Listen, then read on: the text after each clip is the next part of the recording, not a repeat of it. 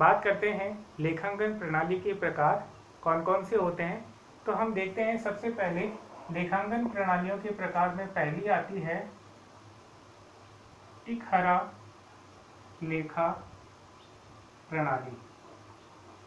दूसरी प्रणाली जो है वह है हमारे लिए दोहरा लेखा प्रणाली।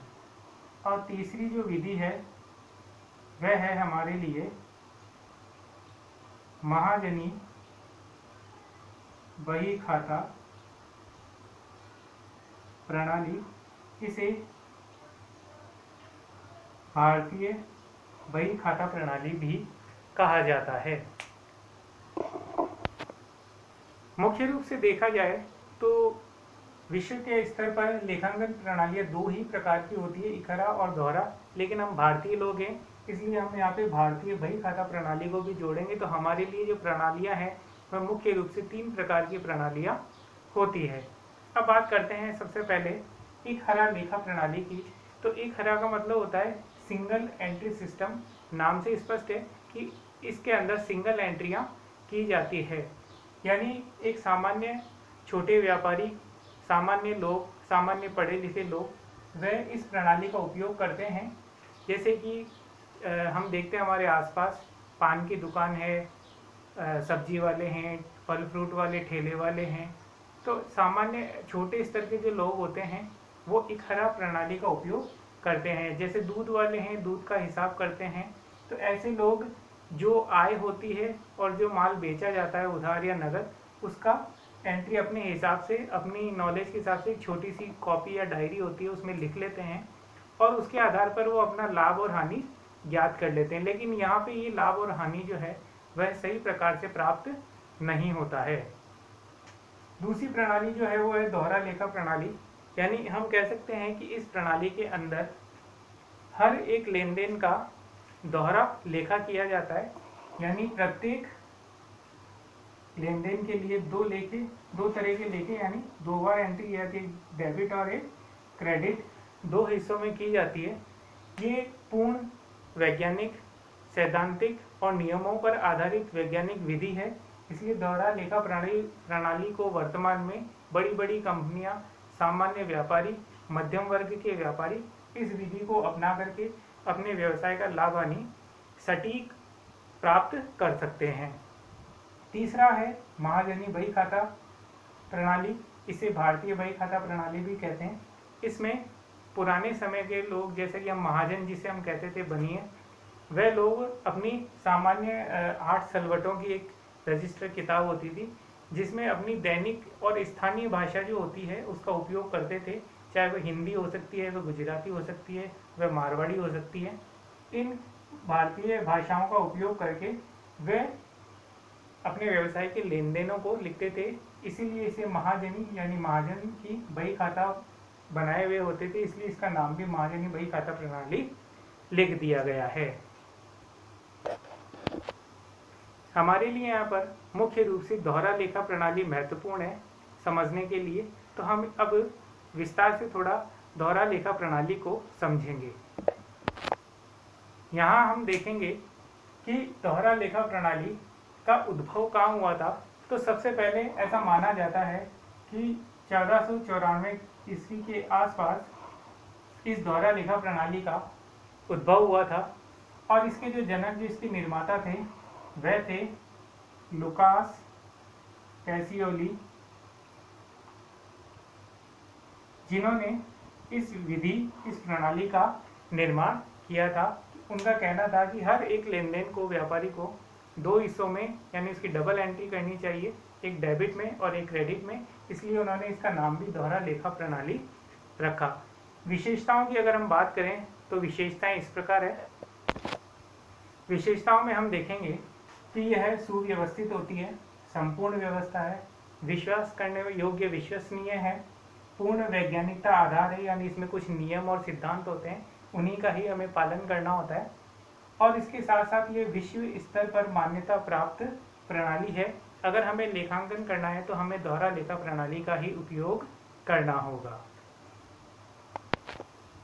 अब हमने तो बात कर ली कि दोहरा लेखा प्रणाली क्या है। लेकिन इसमें दोहरा लेखा किस प्रकार किया जाता है, तो उसके कुछ नियम हैं जिन्हें हमें जानना जरूरी है। तो चलिए बात करते हैं उन नियमों की। तो हम यहाँ देखेंगे दोहरा लेखा प्रणाली के नियम। हर एक प्रविष्टि को करने के दो पक्ष होते हैं, एक डेबिट पक्ष और एक क्रेडिट पक्ष, लेकिन वो किस प्रकार लिखा जाता है। तो सबसे पहले अगर हम ये देखेंगे कि दोहरा लेखा प्रणाली में हम अपने लेन देनों को मुख्य रूप से 3 हिस्सों में बांटेंगे।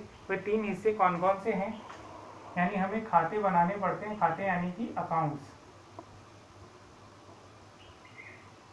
और इन खातों को मुख्य रूप से 3 हिस्सों में बांटा गया है। वो कौन कौन से हैं, तो सबसे पहले होता है व्यक्तिगत खाता, जिसे पर्सनल अकाउंट भी कहते हैं। यहाँ अकाउंट शब्द के लिए हम अकाउंट इस प्रकार भी लिख सकते हैं। व्यक्तिगत खाते का मतलब है कि आप अपने व्यवसाय में जितने भी प्रकार के खाते हैं उनमें से उन खातों को ढूंढें जो किसी व्यक्ति विशेष को प्रदर्शित करते हों। जैसे हमारे व्यवसाय में बैंक है, मैंने राम को उधार माल बेचा, राम को माल बेचा, तो हमारे लिए यहाँ पे जिस जिस व्यक्तियों से नाम व्यक्ति का संबंध स्पष्ट हो वह सभी हमारे लिए व्यक्ति है। जैसे हम कह सकते हैं,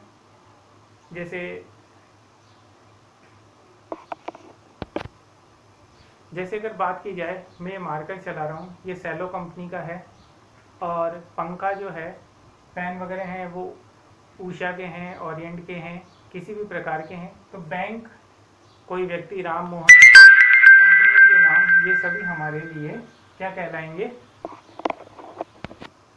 व्यक्तिगत खाता कहलाएंगे। दूसरा जो प्रकार है वह हमारे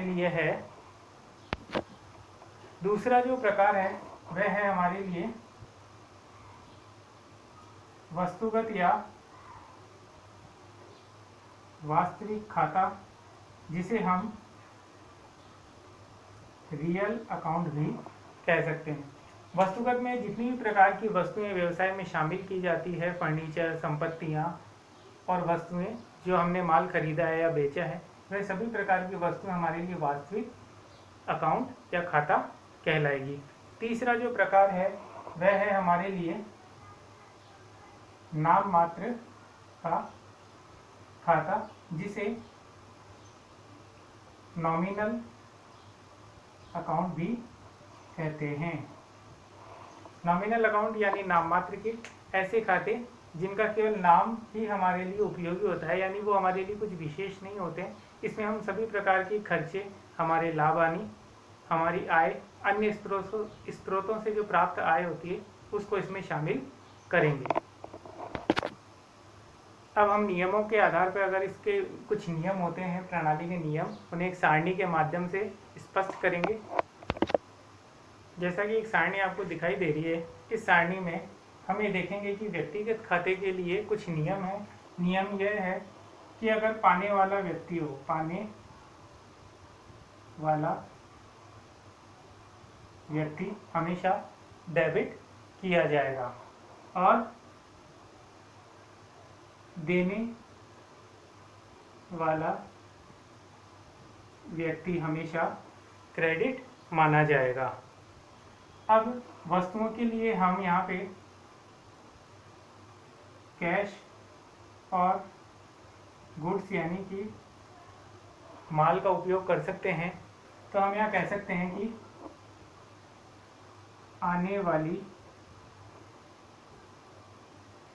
वस्तु या कैश अगर व्यवसाय में आती है तो डेबिट की जाएगी, देने वाला है तो क्रेडिट, और यहाँ पे आने की जगह जाने वाली वस्तु या कैश क्रेडिट कहलाएगी। तीसरा है नाममात्र का, इसमें समस्त हानि, खर्चे, व्यय को डेबिट किया जाएगा और इसी का अपोजिट समस्त